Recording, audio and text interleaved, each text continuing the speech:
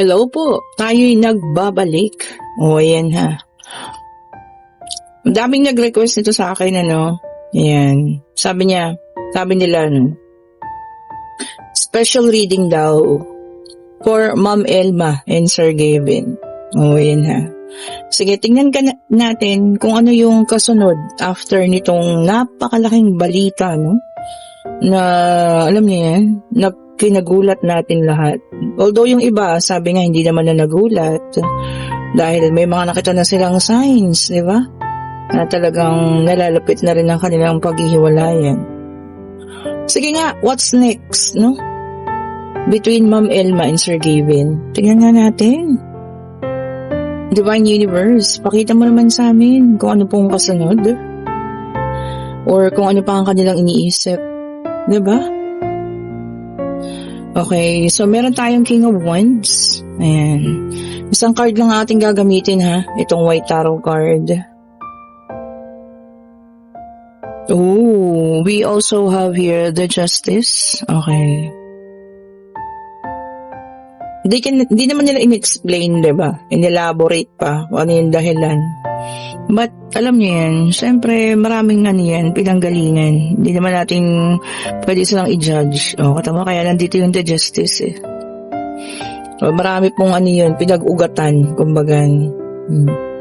Hindi nila pwede pang masabi sa ngayon, pero sa future naman, makikita din natin yan. Lalabas at lalabas ang tunay na dahilan.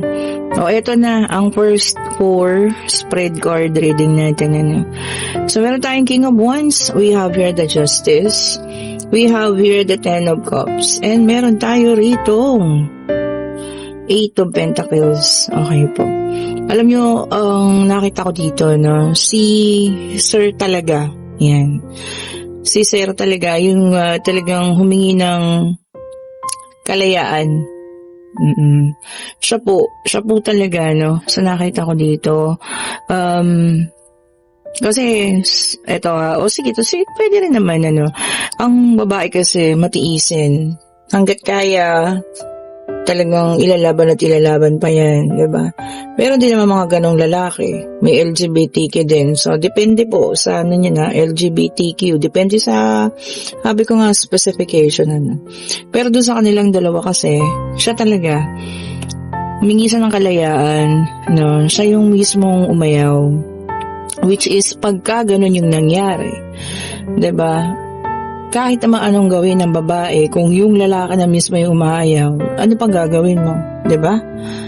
So, bibitaw at bibitaw ka na rin. Nakalungkot, syempre, both sides sa families, malungkot yun. Kasi everybody's expecting na magkakaroon ng kasal, engagement, ganyan, 7 years. So, 7 years din yun, diba? So, kumbaga yung iba, mataas ang expectation sa family nila. Natulungan nila ang isa't isa, sa source of income nila ngayon. Talaga namang napaayos nila yung buhay nila. Nagtulungan yan silang dalawa. From wala to meron, talagang nagtulungan. Kumbaga parehas sila ginusto nila umayos yung buhay nila. Okay po. And yun nga sabi ko kanina, we have here the Justice. So, hindi tayo pwedeng mag-judge, kung bakit, dahil hindi naman nila in-elaborate kung ano talaga. Although, meron daw mga differences, ganyan, At syempre, hindi naman lahat, pati yung mga hindi magaganda, mapapanood natin sa, dito, napapanood. Hindi naman nila ilalabas yan. Okay po. So, tignan pa natin, ha? So, second deck, we have here the Strength. Okay. Tignan pa natin. Tapos sa last, tingnan natin kung merong third party situation. Diba? Pero pala nakikita ko dito, pagkapagod, Both sides. Sige. Mas lalo na si Sir, diba? Parang pakiramdam ko, sobrang siyang napagod. Okay.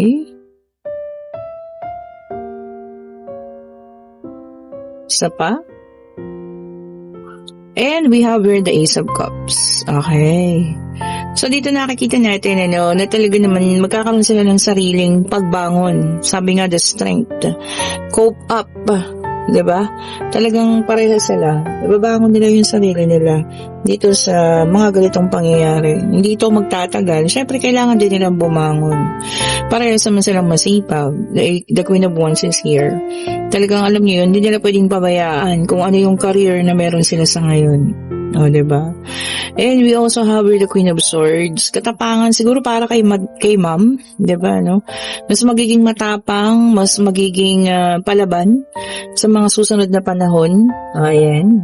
Kung ito, hindi pa niya kayang sabihin, or hindi niya pa masabi talaga kung ano yung dahilan, siguro sa mga susunod na panahon, masasabi rin at maikukwento, diba? Wala naman kasing lihim na hindi nabubunyag. So, meron at meron dahilan po yan, diba?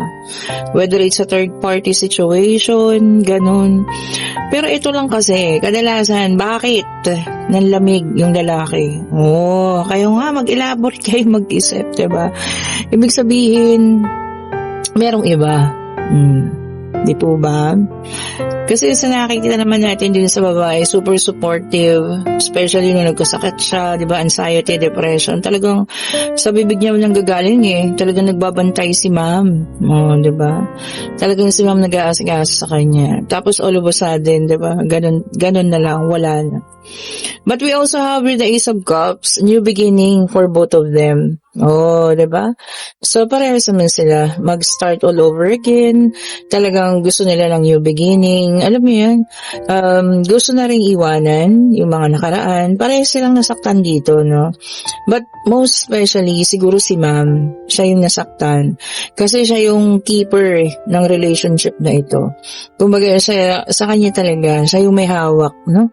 Ng pag-ayos ng na ito. Hindi ko naman sinasabing irresponsible yung isa, no? But nakikita ko kasi sa kanya, sobrang siya yung nag-aayos sa lahat-lahat. Diba? Siya yun. Siya yung napaka-responsableng babae. Nakakapanghinayang, diba? Kasi kala niya forever na. Diba? We have the star. Meron pa rin isa sa kanilang humihiling na maayos pa. Malay nyo naman, diba? The universe will grant yung kanilang kahilingan or yung kanyang kahilingan kung sino man sa kanila yung humihiling na maayos pa.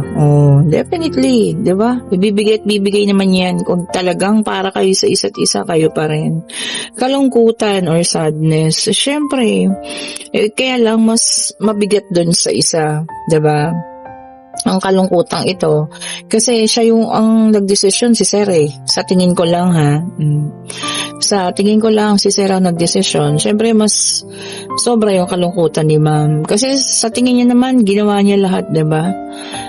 Inayos niya, pinilit niya, talagang hinandle niya, kaso yung isa yung bumigay.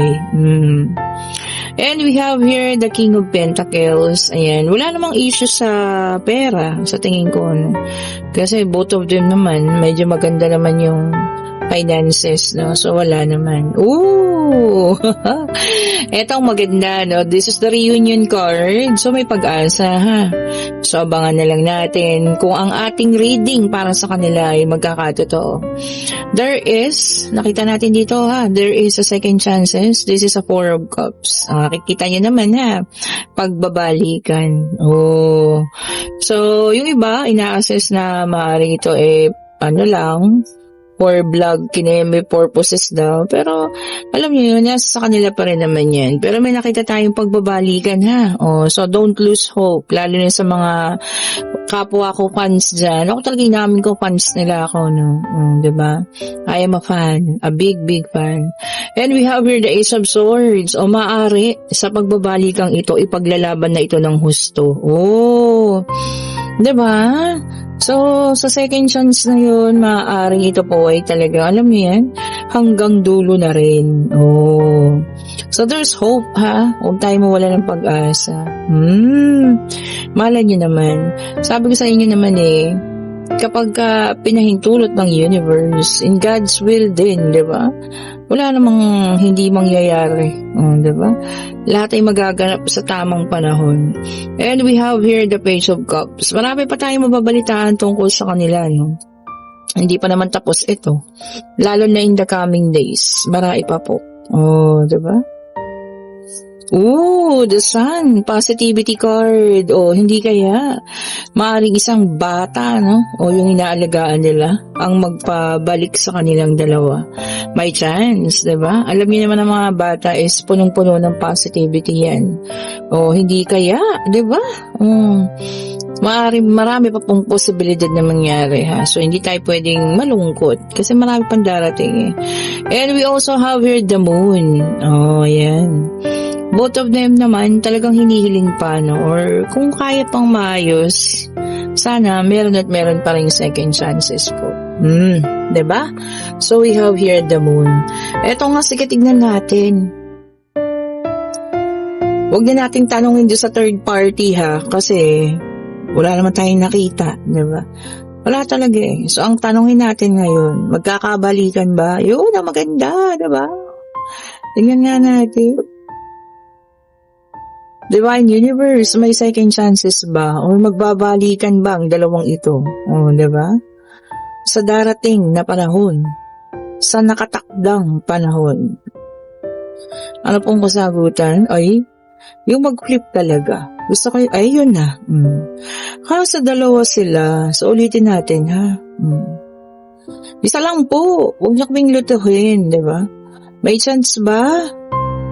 May second chance. The same thing, ha? Yes po ang sagot, and this is the reunion card ulit. Oh, alam nyo na. So, may second chances. So, nakakatuwa naman yun. O, diba? O, ayan. Kung nagustuhan nyo yung reading na to, sa lahat ng nag-request, so, ito na yung kasagutan. Maaari pong may second chances. Ayan. Hopefully, diba? Pagka naman ang gumalaw ang kamay ng Panginoon at ang universe, bakit hindi? Diba? Sila at sila pa rin ang makapangyarihan sa lahat. Oh, di ba po? And sana nagustuhan niyo ating special reading na ito for Ma'am Elma and Sir Gavin po, ha. At sana nga po, no, magkatotoo ang reading na ito. Thank you so much po ulit. Have a great evening. Bye-bye po sa inyo.